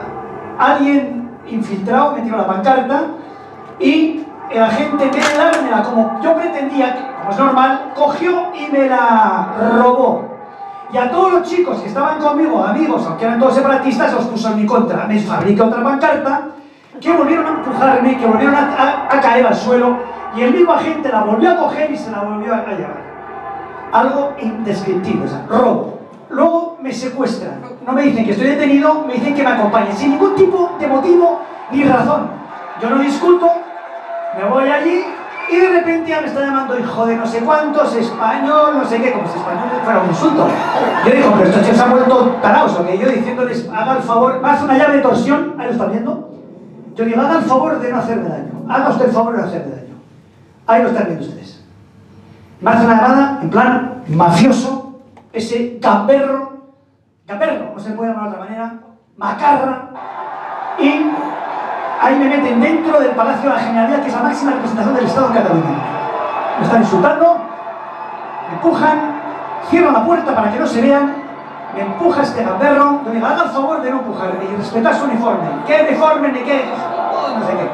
Cierran los cobardes de ellos para que no se vea, sigue empujándome, me pega un empuje brutal, y este que está dirigiendo todo la camisa azul ve a la cámara para sacarme del campo de visión de la cámara. Esa mozo de escuadra, esa chica de la coleta, está asustada, viene el lenguaje corporal de la paliza que me está empezando a dar, de los golpes, me han tirado al suelo, ya me han creado aquí una herida en la ceja, y esta chica se va, no lo quiere ver y se va asustada. El lenguaje corporal es muy importante, como saben ustedes, y esa chica está flipando, vamos. Hay que una repetición de la jugada, cómo cierran la puerta los cobardes estos. Están todos organizados, muchos de ellos eran escoltas del tal Puigdemont, que como sabíamos muy bien estaba a punto de ser detenido por la Guardia Civil, y estaban todos armados ahí hasta los dientes, con armas, por cierto, que han comprado en Israel y en otros sitios de guerra, desautorizadas por quien les damos el poder de ir armados, que somos todos los españoles, a través de la Constitución.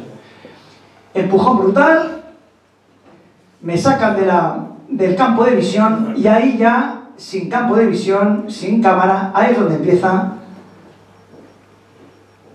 lo que yo padecí con esta gentuza, hora y media y 25 minutos, donde me inyectaron una sustancia en el suelo, me esposaron al suelo, me esposaron a la espalda, tumbado en el suelo, como si fuera terrorista, entre 8 personas, y me estuvieron pinchando 25 minutos, no se sabe qué, en los pulgares. Mi corazón empezó a andar rápido, estalló, y menos mal, les dije, ¿qué me están haciendo? ¿Qué me están pinchando? Paren de pincharme, auxilio, tal, seguía pinchando, mi corazón seguía, algo les asustó, está en el secreto del sumario, algo que yo les dije les asustó. Pararon, pero yo estaba a punto de morir, estaba con el corazón totalmente fuera de órbita. Pararon, yo no tenía ni idea lo que había sido eso, Mire cómo mira el gamberro este. A ver, para cerciorarse que no están las cámaras de seguridad filmando. Esto lo hemos mandado a Inglaterra y a Alemania. Aquí lo han censurado, este vídeo, lo tiene Europa Press y EFE, y no lo quieren poner. No lo quieren poner, lo tienen censurado. Menos mal que lo tiene la Comisión de Derechos Humanos de Ginebra y que lo tiene el juzgado. Y estamos pidiendo, está todo explicado ahí, estamos pidiendo oficialmente la entrega de todas las cámaras que haya de vigilancia interior del Palacio de la Generalidad, pero no nos las dan. Nos han dado solo la de la entrada, creemos que hay más, dicen que no hay más, no nos lo creemos, y por eso ahí estamos hablando de esa detención ilegal, torturas y presunto intento de asesinato. Ya le voy a decir por qué. Cuando yo tuve que mi corazón se estallaba, pues yo no entendía nada. Me llevaron a un centro de detención, una comisaría de las Corts, dos chicos, dos mozos de escuadra, que estaban volados también. Este tipo, aquí que ha pasado, disculpándose, perdónenos, no tenemos qué es lo que pasa aquí, es una vergüenza lo que han hecho ustedes, a usted, yo sería esposado, se ofrecieron a quitar las esposas, yo le dije que no quería que les casara, que era un puro, hasta las marcas de la esposa, y me llevamos al centro de detención. En el centro de detención estuve 8 horas, pero toda la gente, menos un comisario que andaba por ahí malo, todos los demás estuvieron muy correctos, muy educados, totalmente avergonzados de lo que me había ocurrido. Y cuando ya salí de ahí puse denuncia y me fui al hospital clínico. En el hospital clínico lo que hice yo es hacer un análisis de sangre completo para ver si tenía algún resquicio de alguna droga, alguna cuestión. Me dijeron que no tenían nada en la sangre, absolutamente nada. Me quedé un poco más tranquilo. Entonces le pregunté al doctor, ¿pero por qué estaba a punto de morirme? Si es que nunca he estado... Ahora, yo he pasado mucho miedo en la mar y sé lo que es un subidón de adrenalina. Jamás he vivido algo así en toda mi existencia. Nunca. Absolutamente nunca.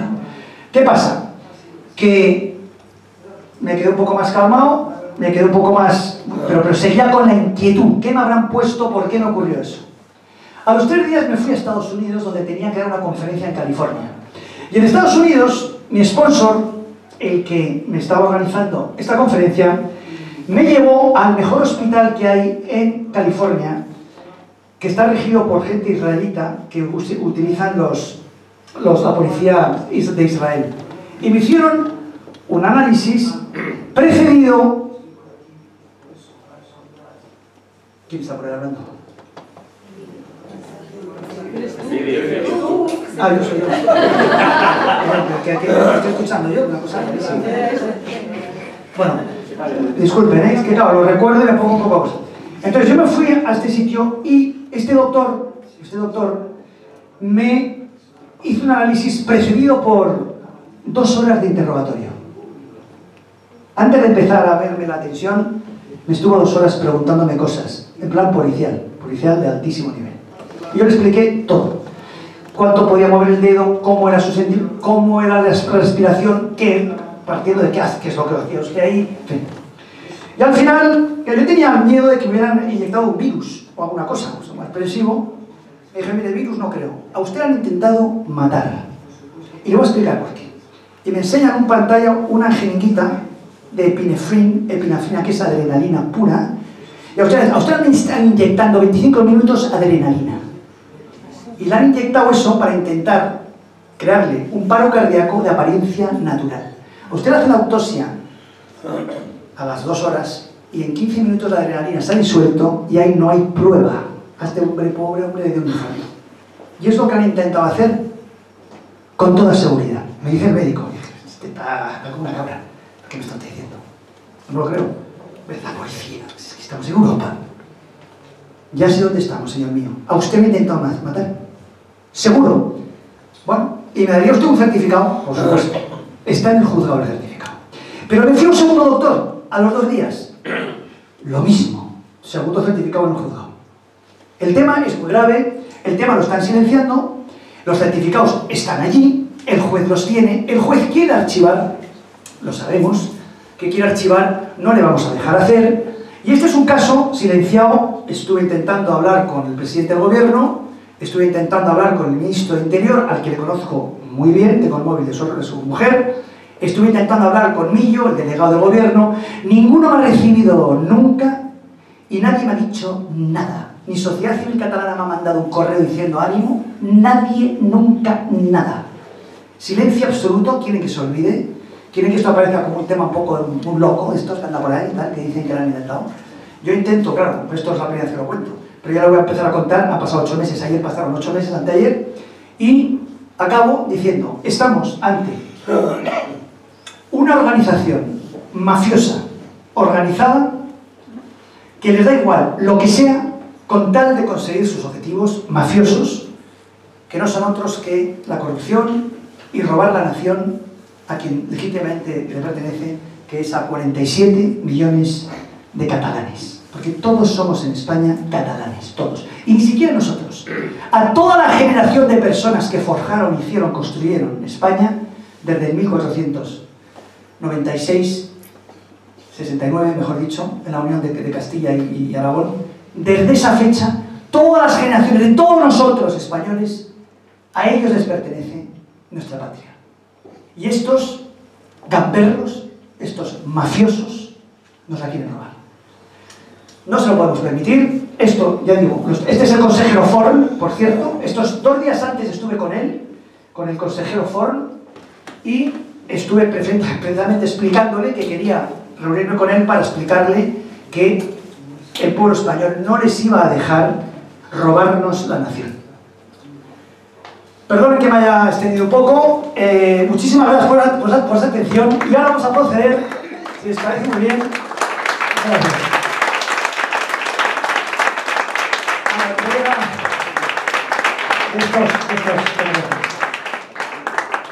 Creo que has sido como siempre un valiente, te creo profundamente, pero ahora todavía nos ha caído algo peor.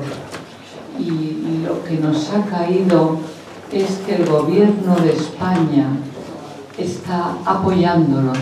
Y eso sí que se me pone, y lo estoy hablando, la piel de gallina.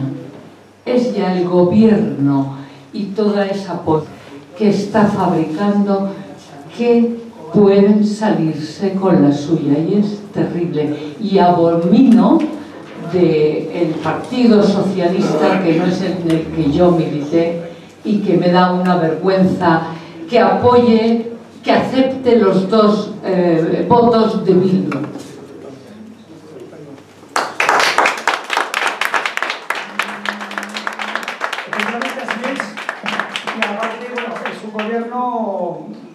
Puesto, no elegido, cambalache de salón, y además apoyado por Podemos, que como saben muy bien está apoyado por el narcoestado venezolano. Ahí lo dejo. Muchas gracias, Álvaro. No suficiente. Muchas gracias, Álvaro. Realmente nos has dejado impresionados. Te tengo que felicitar enfáticamente y dar las gracias por todo lo que haces como patriota, llevando España por el mundo entero, por toda esta labor humanitaria que realmente nos ha dejado impactados y cómo no, también por tu valentía, por tu patriotismo, porque realmente esto es intolerable, esto es algo que resulta inconcebible y tienes que moverlo, y desde luego te tenemos que apoyar en todo lo que sea menester para que realmente se esclarezca la verdad, porque esto es un atropello criminal. De manera que muchas gracias por todo, ha sido un acto interesantísimo. Hoy clausuramos este curso y habéis puesto pues un broche de lujo, de manera que muchísimas gracias a todos, particularmente a Marigona y también a Álvaro y por supuesto a Leonardo. Muchas gracias a todos. Vamos a entregar ahora los diplomas a los Mossos de Escuadra.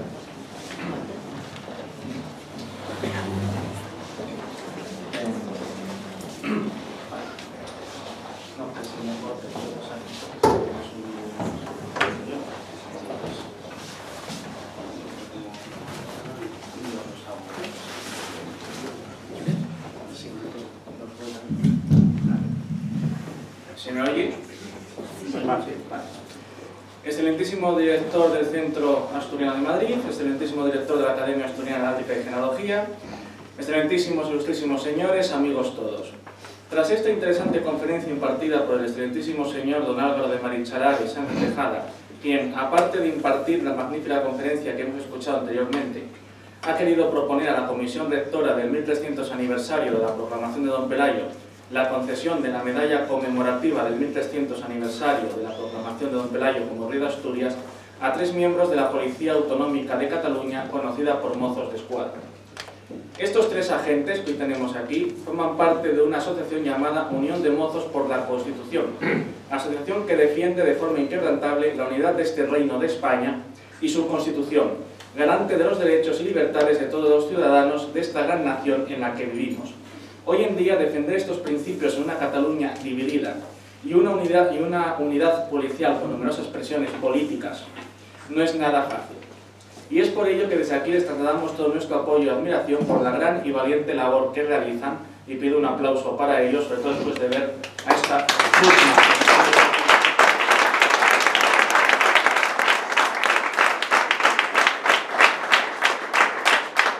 Que designa el uniforme que vosotros os esforzáis en honrar.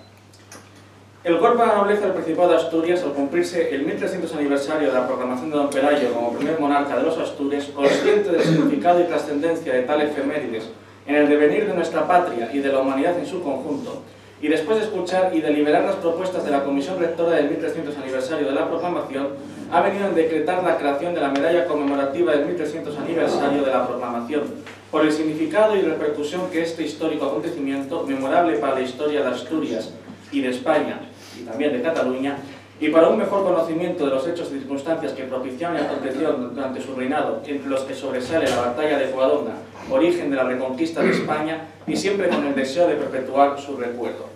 Así pues, a propuesta enviada a la Comisión Rectora por don Álvaro de Marichalar, se ha aprobado la concesión de la citada medalla conmemorativa al sargento don Juan José Torrente y Moro, cuyo diploma la entrega el presidente de este centro asturiano.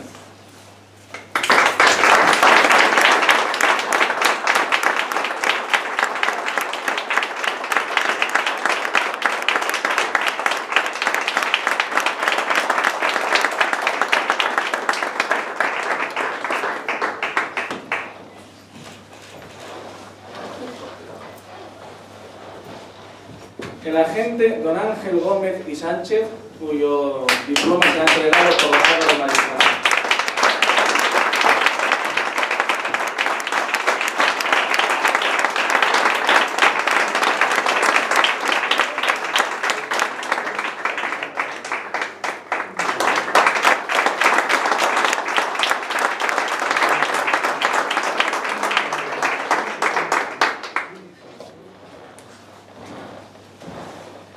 Y al agente don Alfonso Doñas y Salido, que le dará entrega del diploma al vicecanciller del Cuerpo de la Nobleza de Asturias, don Manuel Rodríguez de Marihuana.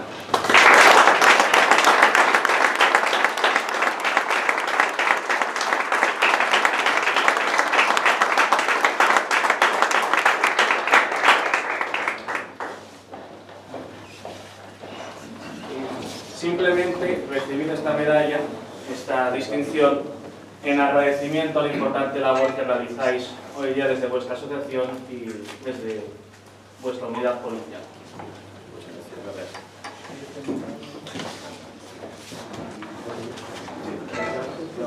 Gracias. Quisiera demostrar mi agradecimiento por esta distinción pública, que realmente no la creo muy merecida, puesto que me he limitado a actuar como debería actuar cualquier buen español y cumplir mis obligaciones. Parece ser que cumplir las obligaciones, defender el Estado de Derecho, se ha vuelto una anomalía dentro de la Comunidad Autónoma de Cataluña. Intentaremos seguir por esta línea, predicar con el ejemplo, hacer pedagogía de la constitucionalidad y bueno, y esperar que se reconduzca esta situación tan anómala y que la verdad nos está haciendo a todos sufrir mucho. Gracias.